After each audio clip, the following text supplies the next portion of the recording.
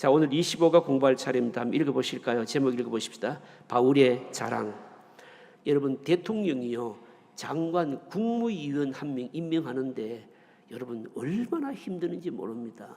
더군다나 여러분, 국무총리는요, 국무총리 하려고 하는 사람이 없어가지고 국무총리를 바꾸고 싶은데도 못 바꾸고 있어요, 여러분요.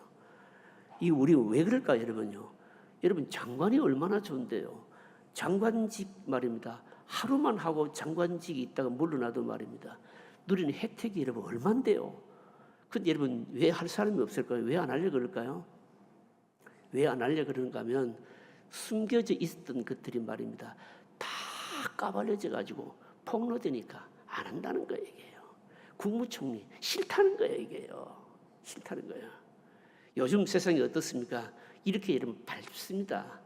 그냥 한번 표적이 되기 시작하면요, 먼지 털이식으로 그냥 털기 시작하면요, 그냥 막 자기는 막 무덤에 갈 때까지 꽁꽁 숨겨 놓을 것이라고 하는 까지 전부 다 까발려지는 시대입니다, 여러분요. 그만큼 뭡니까? 이 시대가 여러분 밝은 시대라고 하는 겁니다, 여러분. 숨겨진 비밀이 여러분 없습니다, 여러분요. 그만큼 뭡니까? 또 그러다 보니까 여러분 거짓 정보도 여러분 막 판을 치고 있거든요. 근데 사도 바울이 복음을 전할 때만 하더라도 여러분 어땠는가 하면요, 시대가 너무 어두운 시대여가지고 어두운 시대다 보니까 가짜가요 진짜 행세하는 게 너무너무 많았다는 거죠. 바울이 이것 때문에 복음을 전하는데 너무 큰 어려움도 겪었고 장애물도 겪었고, 더 무서운 것은 이미 복음을 전해서 회심하고 믿고 있는 사람들이 믿음을 다 잃어버리고 한순간에 십자가의 복음을 버리고 거짓된 것으로 완전히 그냥 빠져들어가는 이런 어려움이 있었거든요.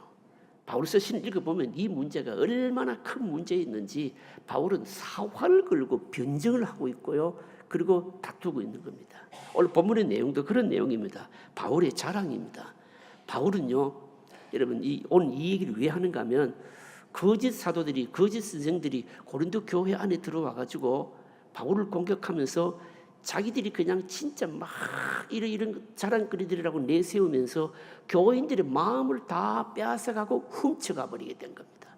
그래서 바울은요, 여기 대항해서 변증을 하는데 진짜 그런 거 자랑하려면 나도 어마어마하게 전혀 뒤지지 않을 자랑거리가 많다는 겁니다.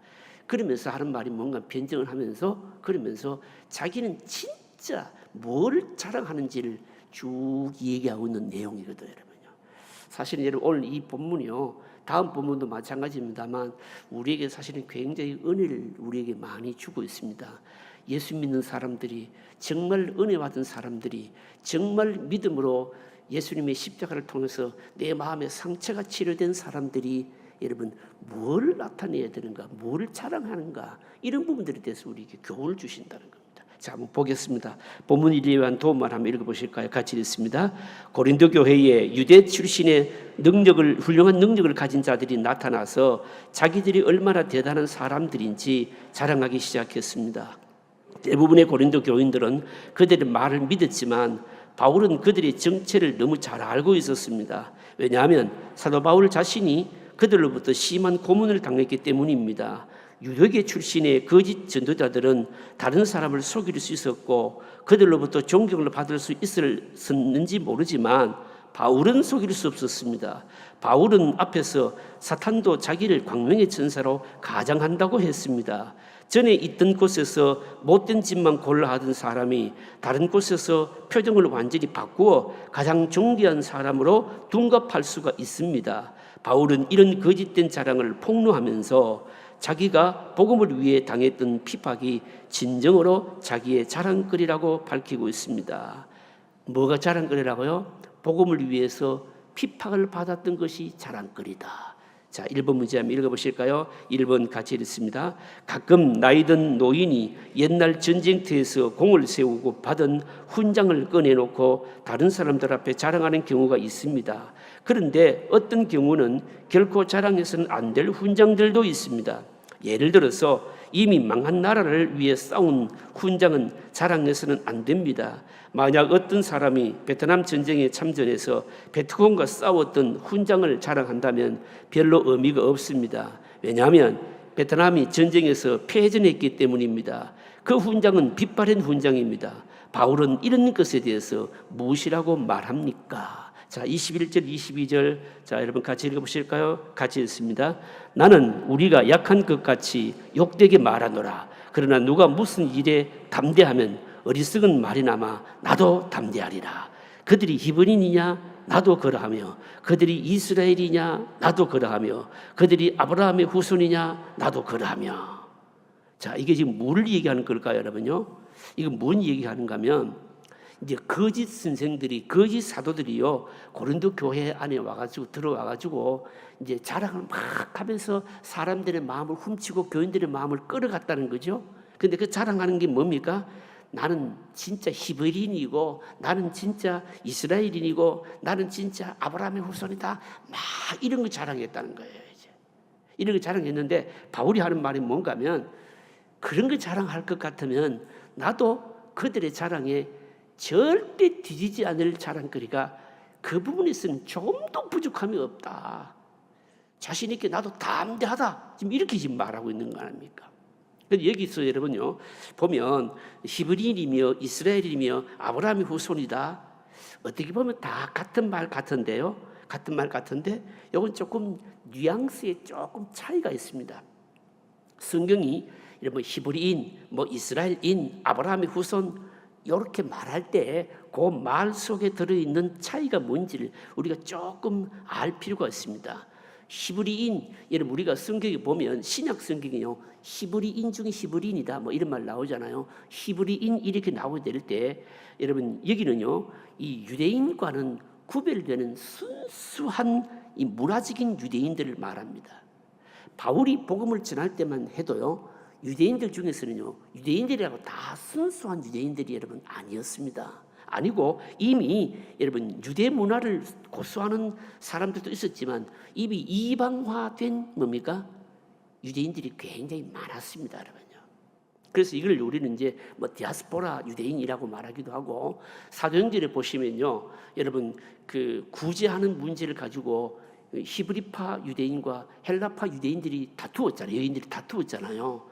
근데 헬라파 유대인이 뭐냐면 사실은 이방인이었는데 유대인계로 개종을 해가지고 이 사람들은 뭡니까? 말은 유대인이라고 하지만 실제는 어떻습니까? 순수한 유대인은 아니라는 거 얘기예요. 아니라는 겁니다, 여러분. 그걸 얘기하는 겁니다. 그 다음에 또 보십시다. 이스라엘인이다. 이스라엘인은 뭘 말하는가 하면, 이스라엘 이렇게 말할 때는요, 이건 어떤 뜻인가 하면요, 하나님과 특별한 언약 관계에 있는 것을 강조하는 겁니다. 여러분 그렇지 않습니까? 이스라엘 민족들이 다른 민족하고 여러 가지 많은 차이점들이 있지만 우리는 이런 걸 잘 못 느낍니다만 지금도 이스라엘 사람들은요, 여러분 담대하기도 하고 자랑하기도 하는데 그게 뭔가 하면 자기들 민족들과만 하나님께서 특별한 약속을 했기 때문에 언약의 민족이라는 겁니다. 그래서 이스라엘을 이렇게 말할 때는 이거는요, 벌써 이게 뭡니까? 특별한 하나님과 언약 관계에 있는 민족이다. 이런 개념이 여기 들어있는 거예요, 이게요. 그 다음에 또 뭘 얘기합니까? 아브라함의 후손. 아브라함의 후손이라고 하는 이거는요, 이렇게 말할 때는 이거는 어떤 뜻이 있는가 하면요, 혈통적으로 순수할 뿐만 아니라 바로 약속의 말씀이 있다.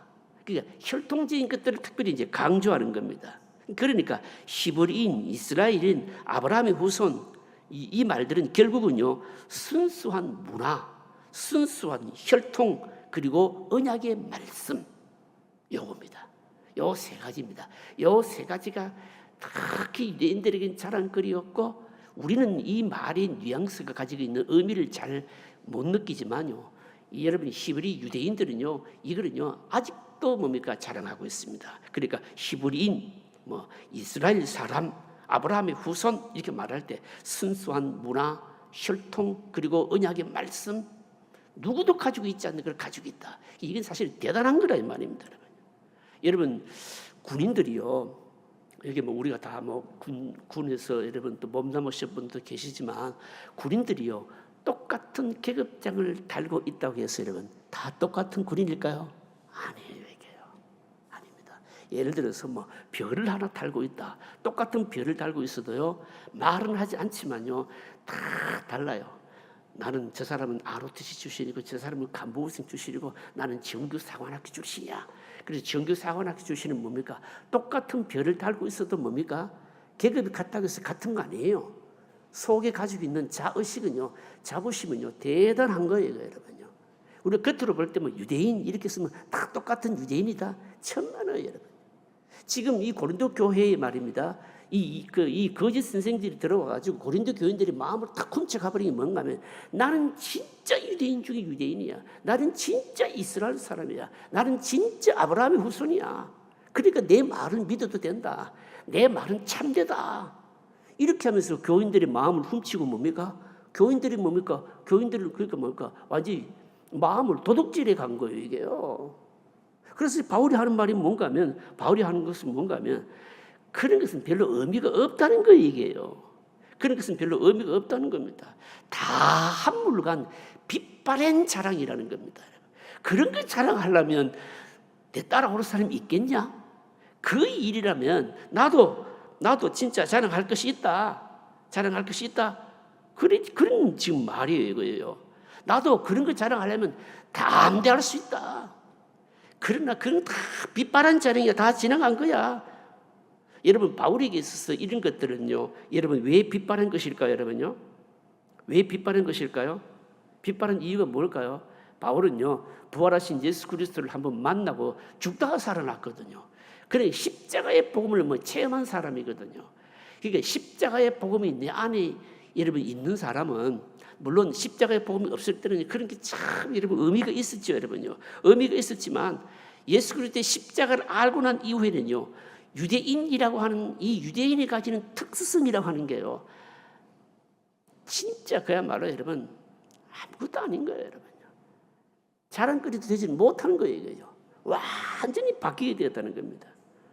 여러분, 십자가 사건이, 예수님의 죽으심과 부활이 위대한 이유가 뭘까요?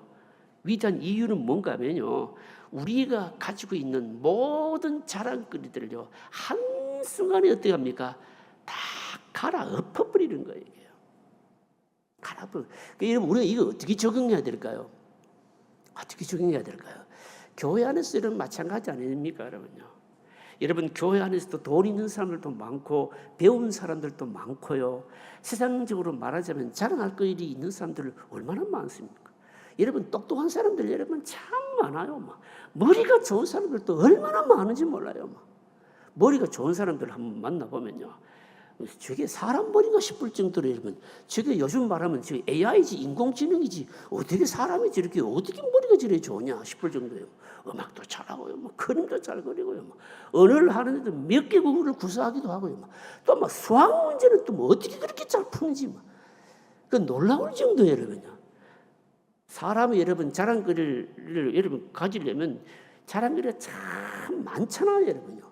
그런데도 불구하고 말입니다, 예수님을 참 인격적으로 만나 보니까 그런 건 어떻게 합니까? 자랑 안 해요, 여러분. 왜 자랑 안 할까요, 여러분요? 그냥 예수 믿기 전에는 좀 의미가 있었는데 예수님 믿고 알고 나니까, 하나님 알고 나니까 여러분 별로 큰 의미가 없거든요, 이게요. 그런 거 자랑 안 한다는 겁니다. 바울이 지금 그 말이에요. 유대인, 또 아니면 뭡니까? 히브리인, 뭡니까? 아브라함의 후손, 그러려면은, 그런 거 얘기하려면 나도 그야말로 할 말 많다, 담대하다는 겁니다. 할 말 충분하다는 겁니다. 그런데 그런 거는 다 이미 빛바랜 자랑이라는 거예요. 그래서 여러분, 우리가 진짜 교회에서 어떤 사람이, 그 사람이 참 믿음이 있느냐, 그 사람이 참 인격적으로 하나님을 만났냐, 이런 것들을 보면 어떻게 알 수 있는가 하면, 이런 것들을 보면 알아요. 그 속에 하나님 부활하신 예수 그리스도 십자가가 분명히 있는 사람은 어때요?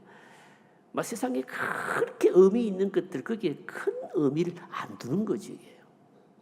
그런데도 불구하고 뭡니까? 고린도 교회는 이런 것들이 먹혀들었다라고 하는 겁니다. 여러분, 가만히 한번 적용해 보십시오. 내가 출석하고 있는 그 교회가 진짜 하나님의 교회인지, 복음이 있는 교회인지, 내가 모이고 있는 그 모임의 사람들, 그 구성은, 그 공동체가 정말 하나님의 복음적인 교회인지 아닌지, 이런 것들을 여러분 건강한지 안 한지 판별할 수 있는 게 여러분 뭘까요?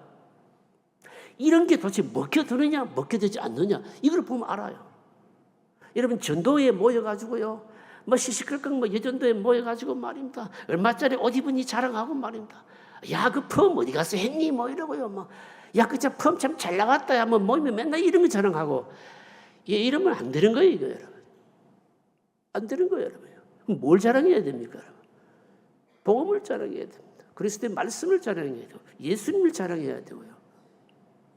여러분 그런 것들이 뭐 세상 자랑 이런 것들이 막 먹혀들고 이러면 뭡니까? 아직까지 그 공동체는요 복음적인 공동체가 아니고 건강하지 못한 교회예요. 여러분 이것도 적용하자면 또 어떻냐면요 요즘 교인들은요 이번에 우리가 뭐 총회가 공식적인 총회 장소에서 공식적인 여러 통계들을 많이 내놓았어요.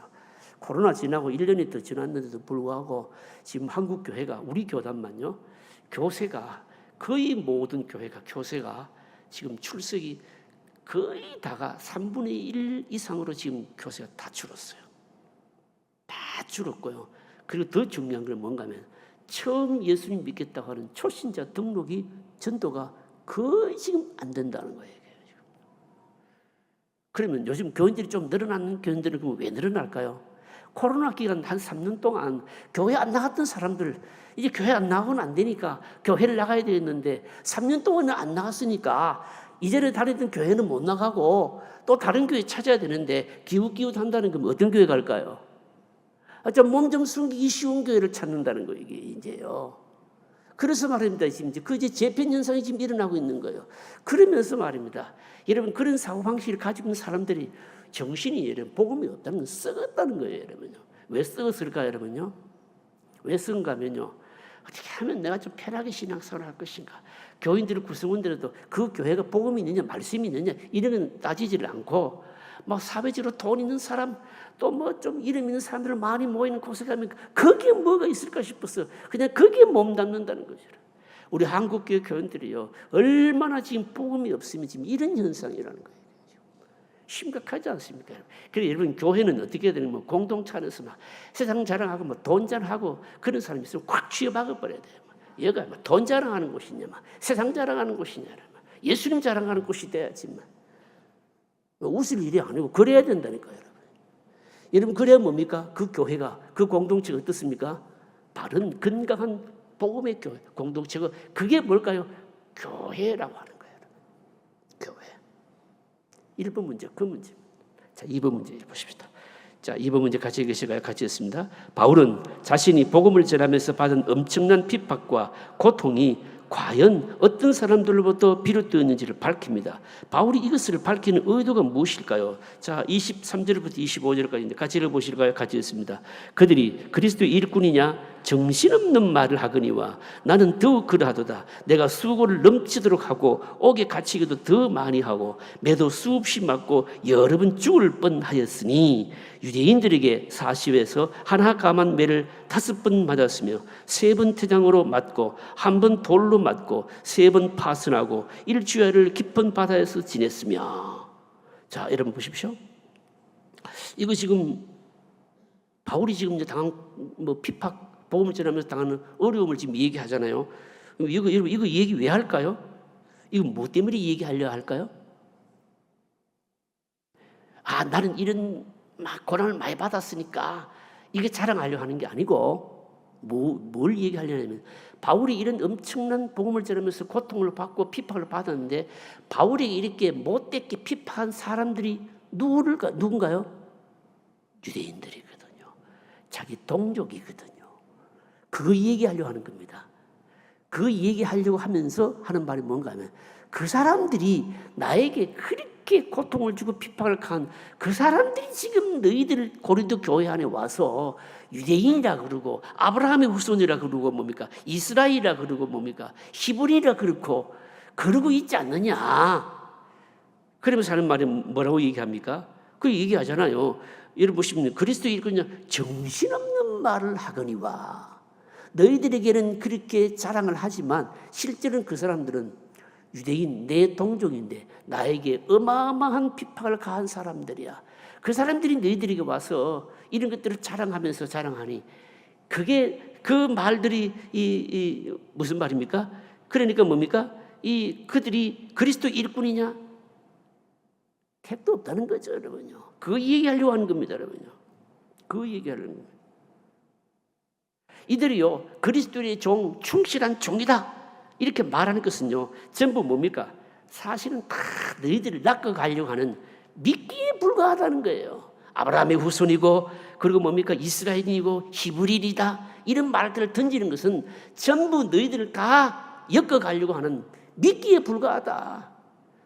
자기들은 입으로는 진짜 그리스도의 종이라고 이렇게 자기들만이 진짜 어떤 예루살렘에 있는 진짜 사도로부터 무슨 추천서를 받아왔으니까 우리는 진짜 사도이고 바울은 추천서도 없으니까 거짓 사도다.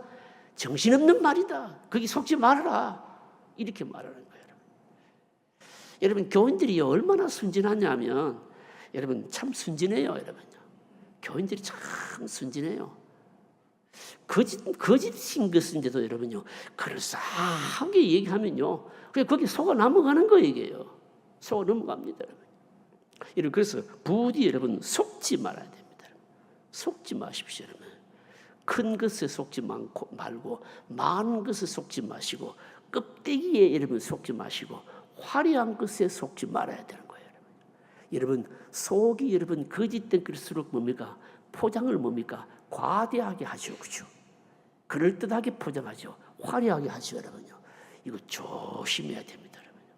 조심해야 됩니다. 그 다음 문제 보실까요? 3번 문제 같이 읽겠습니다. 3번 같이 읽습니다. 사람들은 자기 앞에 어떤 큰 위험이 기다리고 있는 것을 알게 되면 걸음을 멈추든지 아니면 걸음을 돌려서 자기 길을 찾기 마련입니다. 그러나 바울은 달랐습니다. 위험을 대하는 바울의 태도가 어떠합니까? 자, 26절, 27절 같이 읽어보실까요? 같이 읽습니다. 여러 번 여행하면서 강의 위험과 강도의 위험과 동족의 위험과 이방인의 위험과 시내의 위험과 광야의 위험과 바다의 위험과 거짓 형제 중의 위험을 당하고 또 수고하며 애쓰고 여러 번 자지 못하고 줄이며 목마르고 여러 번 굶고 춥고 헐벗었노라.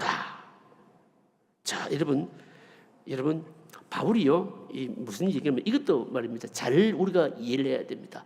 이 바울이 이 복음 전하면서 자기가 당한 고생을요, 막 이렇게 자랑하고 싶어 하는구나. 천만에요.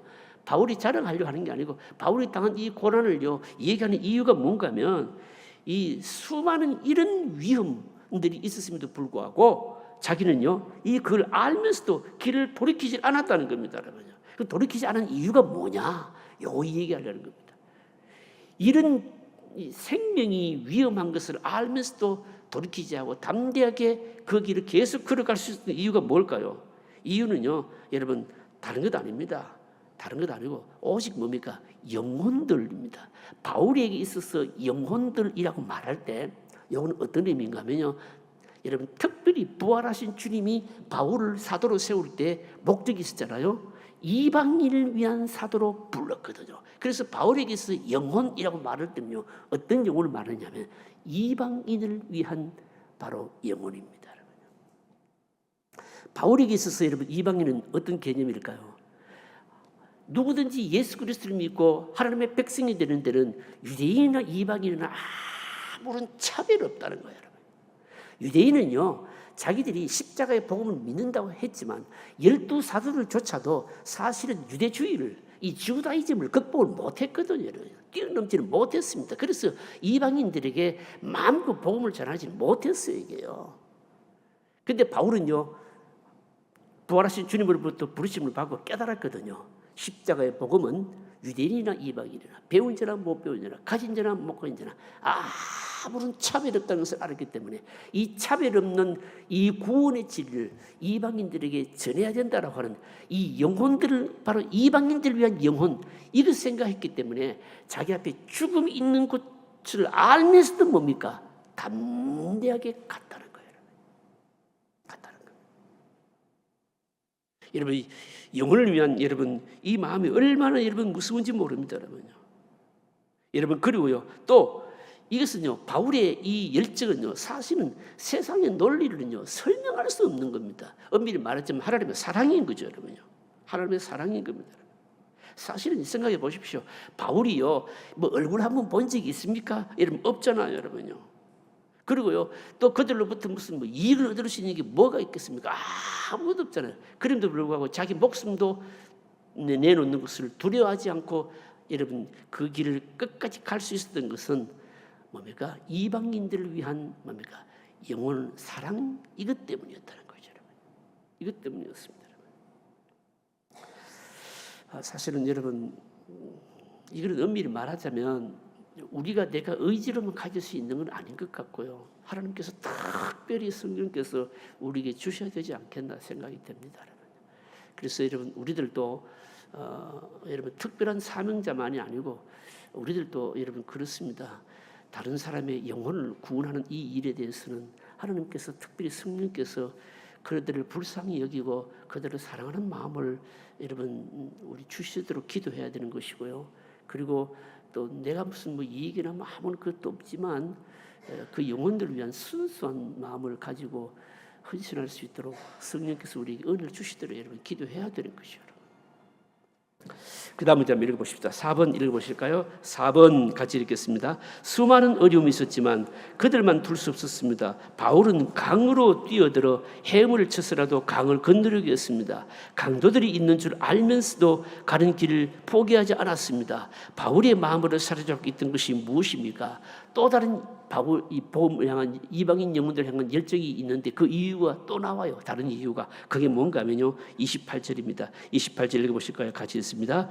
이 외에 일은 고사하고 아직도 날마다 내 속에 눌리는 일이 있으니 곧 모든 교회를 위하여 염려하는 것이라. 여러분 위대한 고백입니다.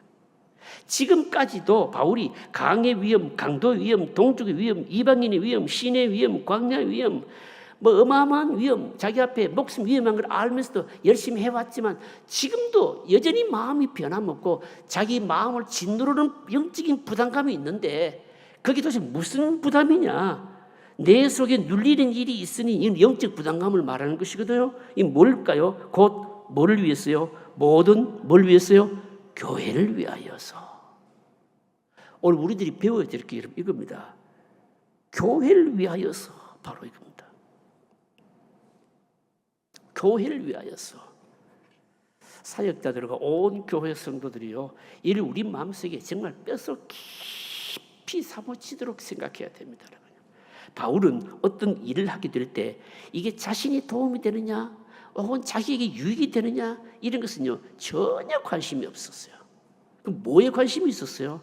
오직 이 전체적인 입장에서 교회가 어떤 상태에 있고 교회가 어떻게 하면 더 성숙해질 수가 있으며 교회가 어떻게 하면 더 잘할 수 있을까 여기에 관심이 있었다는 겁니다. 여러분요. 여기에 오직 관심이 있었다 바로 이겁니다. 여러분요. 그런데 바울이요 그때 당시에 사실은 고린도 교회만 그런 게 아닙니다. 교회들을 보니까 너무 교회들이나 성도들이요 너무 쉽게 사단의 시험에 넘어가고요 너무 세상 일에 휘말려서 말입니다. 복음을 쉽게 버리고요 이게 너무 안타까웠던 겁니다. 여러분. 바울의 여러분 개념이 뭘까요? 바울이 늘 원했던 것은 몸이 그냥 2개, 3개라도 더 있었으면은 좋을 정도로 교회를 향한 열정이 말입니다. 이거는 여러분 에베소서도 그렇고 다른 바울서 시는데 보면 계속 나오는 겁니다. 바울의 마음을 계속 짓누르고 영적인 부담을 가지고 끝까지 자기가 희생할 수 있고 목숨까지도 내어놓을 수 있었던 이것이 뭔가 오직 교회를 위한 것이었습니다. 여러분 이건 오늘 우리들에게도 어떻게 적용될 수 있을까요? 여러분요. 여러분 우리들도 사실은 성령께서 특별한 은혜를 주시면 이게 느끼죠. 여러분요. 느낍니다. 어떻게 느낍니까? 우리가 처음 예수를 믿을 때 여러분 믿음 생활하면 어떤 모습인가 하면 처음에는요 사실은 자기 믿음 하나 지키는 것도 어떻습니까? 대단하잖아요 이게요. 그리고 또 이렇게 맡겨주시는 거 감당하는 것도 뭡니까? 그것도 대견한 일이죠. 그죠? 대견한 일인데 그런데 믿음이요 조금 성숙해지면 나타나는 특징이 있어요. 믿음이 조금 성숙해지면 나타나는 특징이 뭔가 하면 믿음이 약한 사람들이 내 눈에 들어와요. 믿음이 약한 사람은 내 눈에 들어오면서 어떻게 됩니까? 그들을 보면서 마음에 안타까움이 생기잖아요. 안타까움이 생기면서 어떻게 하면 저 사람을 믿음을 잘하는데 좀 도와줄 수 있을까? 이게 생기는 거예요. 이게요. 이게 생기는 겁니다. 여기에서 한 단계 더 발전해 나가면 어떻습니까? 여기에서 한 단계 더 발전해 가면 어떻게 되는가 하면 그 다음에는요, 그 사람의 시각이요, 어떤 일을 하거나 뭘 보거나 판단하게 될 때 시각이 달라지게 됩니다. 교회라고 하는 이 시각을 가지고 모든 것을 보게 됩니다. 여러분, 이런 시각이 있는 사람은 어떤 사람이냐? 그 사람은 굉장히 성숙한 사람이에요. 그 사람은 굉장히 뭡니까? 믿음 있는 사람이에요. 여러분들이 적용해 보시라고 얘기해요. 내가 아직까지 그냥 내 신앙만 유지하는 것, 그냥 내가 뭐 봉사하고 섬기는데 그냥 뭐 이렇게 일도 맡겨주니까 마지못해서 하는 뭐 그런 단계인가? 뭐 그것도 여러분 안 하는 것보다 훨씬 좋은 신앙이죠, 그렇죠? 그런데 여러분, 그 신앙에서 조금 깊어지게 되면요, 믿음이 연약한 사람 보고 시험에 빠진 사람 보면 어떻습니까? 마음이 막 안타까워요. 그럼 어떻게 합니까? 도와주고 싶죠. 기도해주고 싶고요. 그리고 막 격려해 주고 싶고요. 이러죠, 여러분요. 그 다음에는 또 어떻게 됩니까? 그 다음에 교회 이런저런 일들을 보게 되면 막 영적인 안타까움이 막 생기는 거거든요. 그러면서 뭡니까? 교회를 자꾸 생각하게 되고, 교회 전체 시각에서 어떤 사람이나 사건이나 일이나 이런 것들을 자꾸 보고 판단하는 거예요. 이렇게 해가는데 이게 사실 누가 하는 길인가 하면 사실 하나님께서 성령께서 도와주시는 일이고, 이게 뭔가 하면 내가 그래도 내 마음속에 영혼들을 향한 열심들이 있구나, 영혼들을 향한 열심이 있고 희생하고자 하는 마음들이 있거나 교회를 향해서 내가 뭘 해야 되겠다 이런 마음이 있는 사람은 사실 하나님께서 뭡니까? 많이 은혜 주신 사람입니다. 이미 뭡니까? 성숙해 있는 사람이거든요. 그래서 다른 사람을 위해서 막 아픈 마음이 생기게 되면 어때요? 그건 참 복된 사람이에요. 복된 사람. 사실은 우리들이 다 그래야 된다는 거죠. 바울이 뭡니까? 그랬다는 거죠, 여러분. 여러분, 우리가 사실 우리 인생을 돌아보게 되면요, 인생을 여러분 한번 생각해 보게 되면 주님을 위해서 우리가 순수하게 뭔가를 헌신할 수 있는 것이요, 그렇게 여러분 길지 않다라는 생각이 들어요, 여러분. 여러분들 오늘 저녁에 집에 가셔서 주무시기 전에 딱 베개 베고 누워가지고 가만히 한번 생각해 보세요. 제가 그런 생각이 들거든요. 저에게 적용하는 겁니다. 제가 올해 지금 목사 한 수업한 지 지금 32년 돼요. 늙은 사람이에요, 벌써 이게요. 목사 한 수업 받은 지 32년이 되는데 가만 누워서 생각해 보면, 그런데도 설교할 때 보면요, 설교를 하고 뭐 준비하는 거 보면 이게 32년 목사 한 수업 받은 지 32년이 됐는데도 지금 이렇게밖에 못한다는 생각이 들거든요. 그러면 좀 철이 들고 좀 할만하면 어떻게 됩니까? 내려와야 돼요. 이게요. 저도 여러분 내려와야 되는 시간이 얼마 안 남았거든요. 이게요.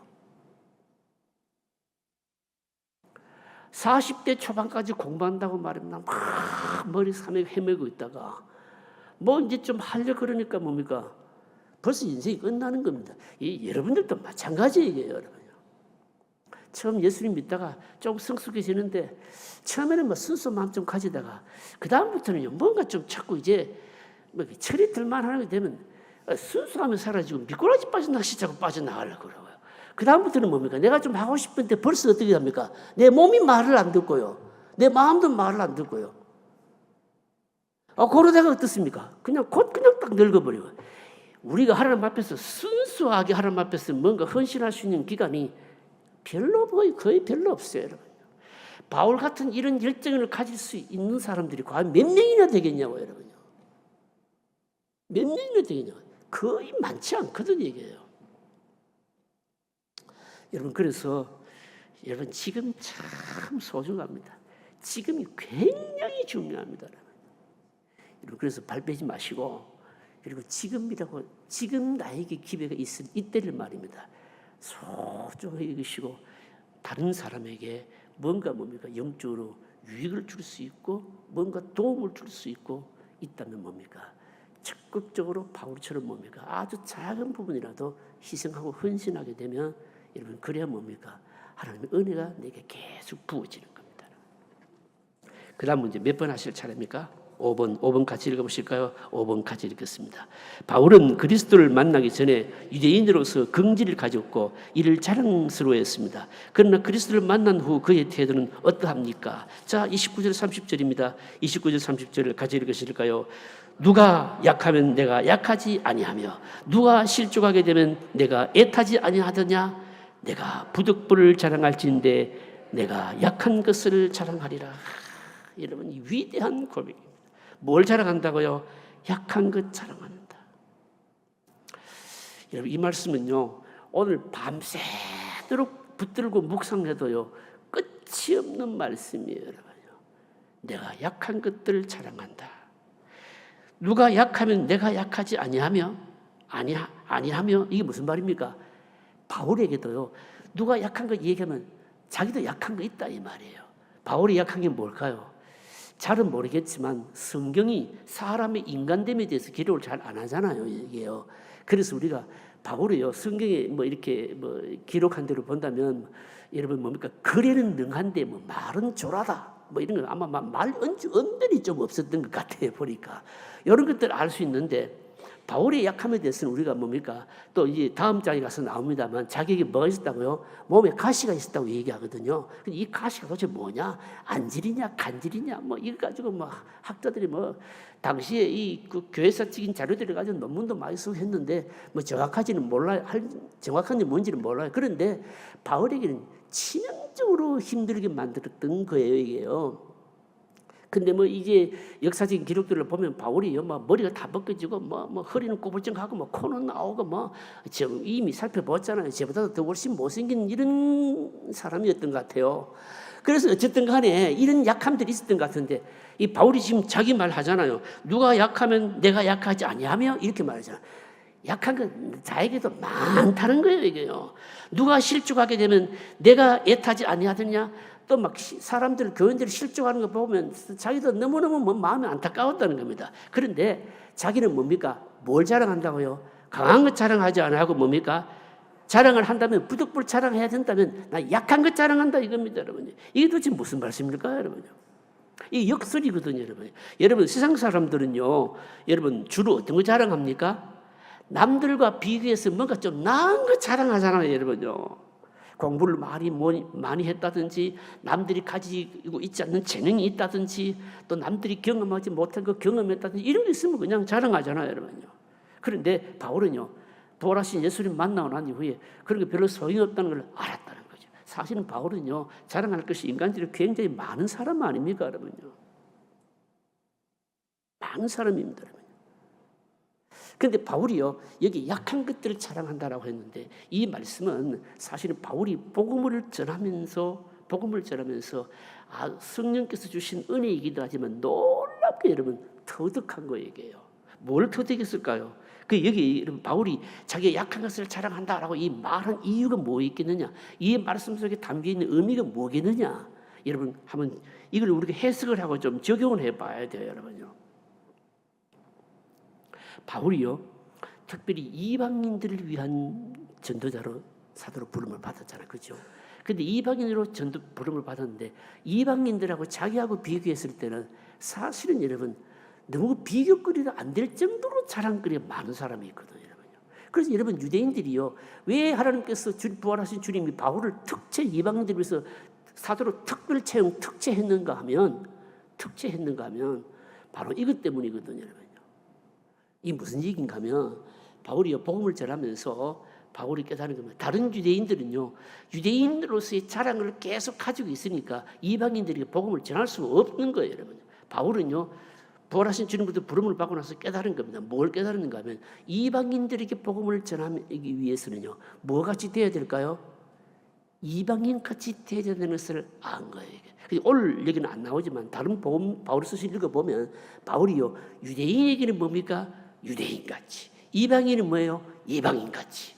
이거는 성경적 용어로 말입니다. 상황말을 했다라고 했던 말이기도 하지만, 바울이 깨닫는 은혜가 뭔가 하면, 여러분 생각해 보세요. 잘난 사람이요 말입니다. 잘난 사람이 돈도 많고 막 배운 것도 엄청 많은 사람이, 자랑할 것이 엄청 많은 사람이 진짜 못난 사람에게 가지고 막 자기 자랑하면서 복음 전하면, 복음 듣는 사람이 마음의 문이 열릴 때까지 닫힐까요? 그냥 자물쇠를 채워버리는 거죠, 그거는요. 여러분, 약한 사람에게 갈 때는 어떻게 해야 됩니까? 약한 모습으로 가야 되는 거예요. 여러분, 막 시험을 당해가지고 그냥 오늘 내일 그냥 내 목숨을 끝내려고 하는 그런 사람에게 말입니다. 그런 사람에게 다가가기 위해서는 여러분 어떻게 해야 됩니까? 시험당한 사람으로서의 경험을 뭡니까? 얘기할 수 있어야 되지 않겠습니까, 여러분요? 그래야 뭡니까? 그 사람하고 뭡니까? 공감이 되고 말입니다. 그 사람이 뭡니까? 들을 수도 있고 마음이 열리는 거예요. 바울이 이방인이라는 사도로 부름을 받고 복음을 전하면서 특별히 깨달은 게 뭔가 하면 이걸 깨달은 거예요, 이게요. 이걸 깨달았다는 말은 무슨 말인가 하면 이방인들에게는 이방인의 모습으로 가고 없는 사람에게는 없는 모습으로 가고, 그리고 말입니다, 시험당하고 힘든 사람에게는 힘든 모습으로 자기를 낮추면서 가야 되고, 이래 가야지 강한 자의 모습으로 갔으면 절대 안 된다는 걸 깨달은 거예요. 그래서 바울은 그때부터 이걸 깨닫고 나서 말입니다, 자기 자랑할 거리 전부 배설물로 다 여겨버리고 막 다 없애버린 거예요. 없애버리고 뭡니까? 완전히 그냥 약한 모습, 부족한 모습, 그래서 이런 것들을 자랑하면서 갔다는 겁니다. 이게 사실은 바울이 뭡니까? 사실은 뭡니까? 상황화를 했다는 겁니다. 이방인들에게 똑같은 이방인들의 모습을 가지고 갔다는 거예요. 이 위대한 복음인 거죠, 여러분. 여러분, 자랑할 것이 많은 사람은요, 잘못하면 여러분 다른 사람들로부터 부러움을 살 수는 있을는지 모르지만 그 자랑할 것 때문에 잘못하면 오히려 영혼들을 뭡니까? 죽일 수가 있고 상처 줄 수 있어요, 여러분요. 많이 가진 사람은 여러분 뭡니까? 남들에게 뭡니까? 그 많이 가진 것 때문에 막 힘을 막 쓸 수 있고요. 힘으로 뭡니까? 작용할 수 있겠지만 여러분 어떻습니까? 여러분 진짜 없는 사람을 뭡니까? 살리고 없는 사람을 뭡니까? 불러들이는 데는 장애물을 질 수 있는 거예요. 바울이 이것을 깨닫기 때문에 자기 가진 것, 배운 것 다 버려버린 거 아닙니까? 그래서 뭐 자랑한다고요? 약한 것 자랑하겠다라고 하는 겁니다. 여러분 우리들도 여러분 그래야 된다라고 하는 겁니다. 진짜 자랑거리가 많은 사람은요, 영혼 사랑하기가 쉬울까요? 어려울까요? 얘기해 보세요. 답은 어렵잖아요, 이거는요. 자랑할 것이 많은 사람은 여러분 영혼 사랑하기가 뭡니까? 쉽지 않습니다, 여러분요. 쉽지 않습니다. 그래서 여러분 우리가 자랑할 것이 많고 많이 가지고 있다는 것이 자기에게는 여러분 좋은 면도 있지만 뭡니까? 영적인 면에서 볼 때, 복음의 측면에서 볼 때는 뭡니까? 상당히 안 좋고 해로운 것일 수도 여러분 있는 거예요.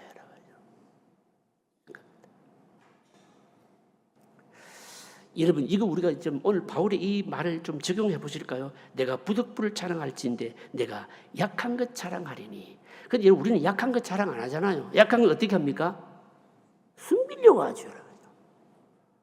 약한 것을 숨기려는데 왜 숨기려고 합니까? 숨기려고 하는 이유가 뭘까요? 숨기려고 하는 이유는 뭔가 하면 약한 것 그것 때문에 아직까지 상처가 치료가 안 돼서 그런 거예요.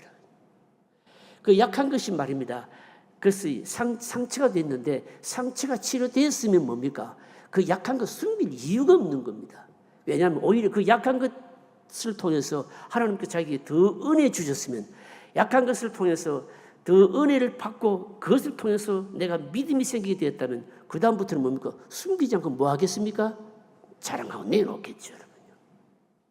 그래서 여러분 보면요, 진짜 저분이 진짜 믿음으로 성숙되었는가 이런 걸 어떻게 알 수 있는가 보면 알 수 있는 것의 이유는 보면 어떻게 보면 알 수 있는가 하면 우리가 객관적으로 봐서 저분이 참 저것 때문에 마음 아프겠구나라고 생각되는데 그것에 전혀 신경 쓰지 않고 오히려 그것을 공개적으로 나타내고 개의치 않는다면 뭡니까? 그 사람은 뭡니까?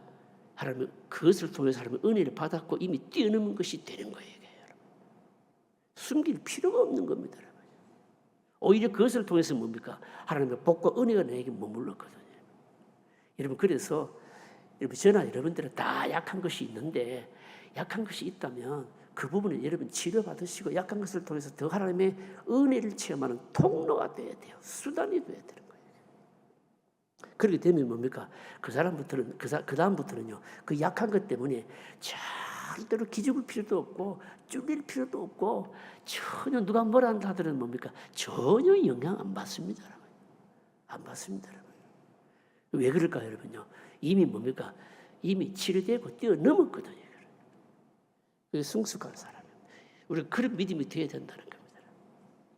여러분, 그래서 말입니다. 혹시 저와 여러분 약한 것이 있다면 그 약한 것을 통해서 하나님 더 큰 은혜를 체험하시고 오히려 더 뭡니까? 하나님 복음을 나타내는 기회로 삼으시길 바랍니다. 마지막 문제 보겠습니다. 6번 같이 읽으실까요?